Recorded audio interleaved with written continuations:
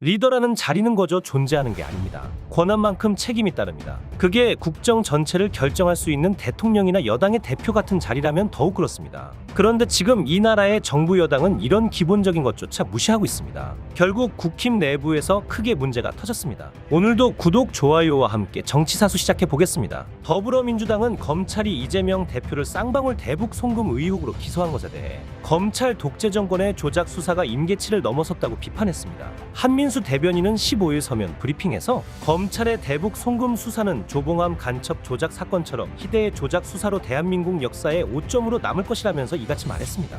반면 국민의힘은 15일 이재명 더불어민주당 대표가 언론을 검찰의 애완견이라고 표현한 데 대해 비판을 쏟아냈습니다. 나경원, 안철수, 윤상현 의원 및 유승민 전 의원 등 당권 주자들은 독재자 조폭 등 낯선 어휘를 동원하며 이 대표의 잘못을 주장했습니다. 윤희석 선임 대변인은 이날 논평을 내어 어제는 언론을 검찰의 애완견이라 비하하며 윽박지르는 모습까지 보였다며 법치를 산산조각 내고 언론을 길들이면서 권력을 동원해 감옥행을 피하려는 이재명 대표의 행태는 전형적인 범죄자의 모습으로 비칠 뿐이라고 비판했습니다. 그러면서 우리 국민은 이재명 대표와 민주당이 대한민국을 전제 국가, 독재 국가로 전락시키는 것을 절대 용납하지 않는다. 결국 정의와 상식이 승리할 것이라고 했습니다. 안철수 의원은 이날 자신의 SNS 페이스북에 법원의 800만 달러 대북 송금 판결에 대해 이재명 대표는 희대의 조작이라고 말했다며 검찰의 수사와 사법부의 판단을 싸잡아 조작으로 매도했다고 적었습니다. 이어 그 소식을 보도한 언론에 대해서는 검찰의 애완견이라며 일반인의 상상의 범위를 벗어나는 언론관을 보여주었다고 했습니다. 안 의원은 이재명 대표는 자신의 죄를 면하기 힘든 이 특검으로 수사기관과 사법체계마저 흔들고 길들이려 한다며 경찰, 검찰을 넘어 사법부마저 오직 이재명 대표 자신의 충견으로 만들겠다는 속셈인 것이라고 짚었습니다. 이어 진실이 드러날수록 이재명 대표는 감옥이 두려운가 보다며 뜬금없이 언론까지 매도하며 검찰의 애완견이라는 그건까지 서슴지 않는다. 귀를 의심케 하는 희대의 망언이다. 이화영 재판의 수사와 판결로 본인의 정치적 생명이 끝나가는 상황에 다급했나 보다라고 했습니다. 안 의원은 언론은 국민들의 알 권리를 위해서 보도할 사명이 있다. 국민은 언론이라는 창으로 세상을 본다며 입법, 행정, 사법부에 이어 제사부라고 하는 이유다. 언론이 국민을 대신해서 권력을 감시하는 까닭이라고도 지적했습니다. 이어 결국 이재명 대표의 희대의 망언은 언론에 대한 모욕일 뿐 아니라 국민에 대한 모욕이며 자유민주주의에 대한 부정이라며 자유민주주의에서는 제왕적 권력자라도 헌법 위에 군림할 수 없다고 했습니다. 나경원 의원도 같은 날 페이스북에 언론을 애완견이라 말하는 이재명 대표 독재자 예행 연습이냐며 중대 범죄의 실체를 국민께 전하는 언론을 애완견으로 매도한 이재명 대표 정파와 이념을 넘어 기본 수준을 의심케 한다고 지적했습니다. 이어 사실이 아니라면 증거와 법리에 따라 재판에서 밝히면 그만이라며 그럼에도 이재명과 민주당은 검사 탄핵까지 운운하며 검찰을 겁박하고 재판부를 압박하는 것을 넘어 이제는 언론까지 협박하고 있다고 했습니다.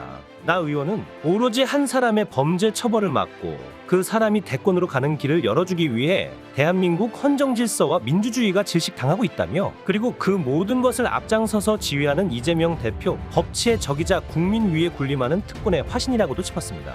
이어 이재명의 치부를 드러내는 보도를 하면 애완견이고 이재명과 민주당 편드는 보도를 해야만 언론 소리를 들을 수 있다는 것이냐며 대한민국 수사기관, 의회, 법정이 이재명 방탄을 위해 얼마나 더 유린당하고 위협받아야 하냐고 했습니다.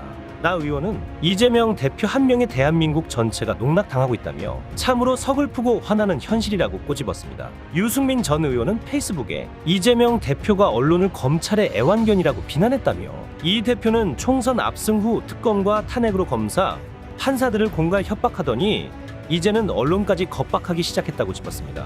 이어 쌍방울 대북 송금 사건에 대해 언론은 법원의 판결과 검찰의 기소 사실을 보도했을 뿐이라고 했습니다.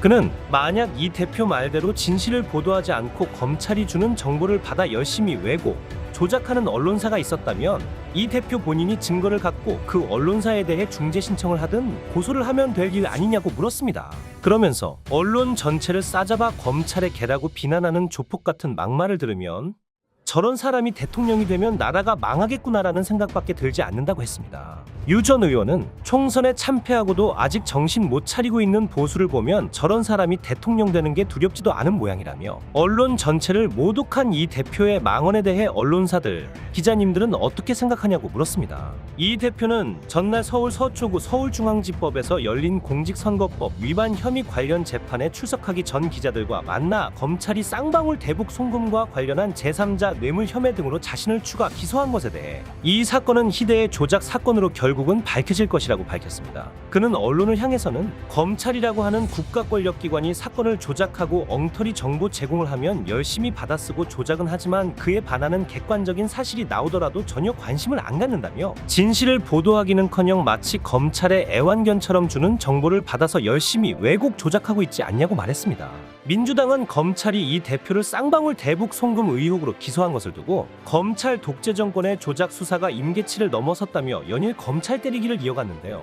한민수 대변인은 이날 서면 브리핑에서 검찰의 대북 송금 수사는 조봉암 간첩 조작 사건처럼 희대의 조작 수사로 대한민국 역사에 오점으로 남을 것이라면서 이같이 말했습니다. 그러면서 검찰은 이 대표 한 사람을 죽이기 위해 증거를 왜곡하고 증언을 조작하고 소설에 가까운 혐의를 창작해 기소했다고 강조했습니다. 한 대변인은 지난 7일 선고된 이 전 부지사의 판결을 보면 국가정보기관의 보고서는 배제되고 오히려 조폭 출신 사업가의 주장은 받아들여졌다고 지적했습니다. 또한 국민이 한 사건을 두고 동일한 법원의 다른 재판부가 상반된 결론을 내는 상황을 어떻게 이해하겠나라고도 지적했습니다. 아울러 검찰의 조작 수사는 결국 낱낱이 드러날 수밖에 없다며 검찰은 1980년대 표적 수사와 조작 수사를 자행했던 안기부와 치안본부가 어떻게 무너졌는지 되돌아보라고 목소리를 높였습니다. 이재명 대표의 지적은 계속 이어졌습니다. 6.15 남북 공동선언 24주년을 맞은 15일 이재명 더불어민주당 대표는 김대중 대통령께서 남긴 6.15 공동선언의 정신이 어느 때보다 절실한 시기라고 밝혔습니다. 이 대표는 15일 자신의 페이스북에 글을 올려 반세기 넘게 이어진 적대의 시대를 끝내고 한반도 평화의 새로운 길을 열어젖힌 날이라며 힘겹게 쌓아 올린 평화가 한없이 흔들리고 있다. 마치 냉전 시절로 회귀한 듯한 위기 상황이라고 적었습니다. 이어 남북 사이의 오물풍선과 전단지가 오가더니 한반도 평화의 안전장치였던 9.19 군사합의가 효력 정지되고 대북 확성기 방송마저 재개됐다고 했습니다. 이 대표는 북한을 향해 국제적 고립만 자초할 무모한 도발 행위를 중단하고 6.15 공동선언의 정신을 되찾으라며 항구적 평화 체제 구축만이 유일한 공존과 번영의 길임을 24년 전에 이미 확인하지 않았나라고 물었습니다. 정부를 향해선 남북 간 소통 채널이 단절되고 안전핀마저 뽑힌 상황에서 눈에는 눈, 이에는 이식의 강경 대응만 고집하면 그로 인한 피해는 오롯이 접경지역 주민과 국민의 몫으로 돌아올 것이라고 비판했습니다. 이 대표는 싸워서 이기는 것은 하책이다. 싸울 필요가 없는 상태를 만드는 것이야말로 어렵지만 가장 튼튼하고 또 유능한 안보라며 어렵지만 대화와 소통을 재개하고 흔들림 없이 평화의 길로 나아가자고 강조했습니다. 대한민국의 기본인 안보마저 흔들리고 있는 상황입니다. 이런 상황에서 대통령은 해결책을 찾는 게 아니라 갑자기 해외로 나갔습니다. 돌아오긴 했는데 달라지는 건 없을 겁니다. 국민들이 움직이지 않으면 아무것도 바뀌지 않을 겁니다. 오늘 내용은 여기까지입니다. 유익하셨다면 구독과 좋아요 한 번씩 부탁드립니다. 대한민국이 바로 서는 그날까지 정치사수가 함께하겠습니다. 감사합니다.